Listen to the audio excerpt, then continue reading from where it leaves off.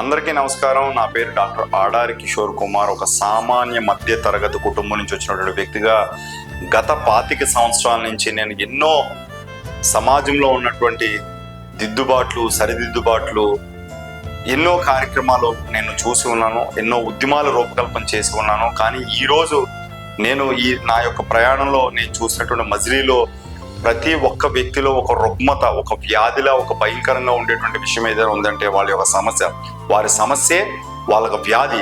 ఆ సమస్యను ఎవరికి చెప్పుకోవాలనేటువంటి ఆలోచన చాలా మందికి ఉన్నప్పటికీ కూడా అది పోలీస్ స్టేషన్కి వెళ్ళాలా, లేకపోతే కోర్టుకి వెళ్ళాలా, లేకపోతే బంధువులు చెప్పుకోవాలా, లేదా ఆ సమస్యని వాళ్ళలో వాళ్ళే మింగేసుకొని సైకలాజికల్గా డిస్టర్బ్ అయిపోయి ఆ సమస్య పరిష్కారం కాక చాలా మంది తనువు కూడా చాలిస్తున్నటువంటి వ్యక్తులు మీరు చూస్తూనే ఉన్నారు.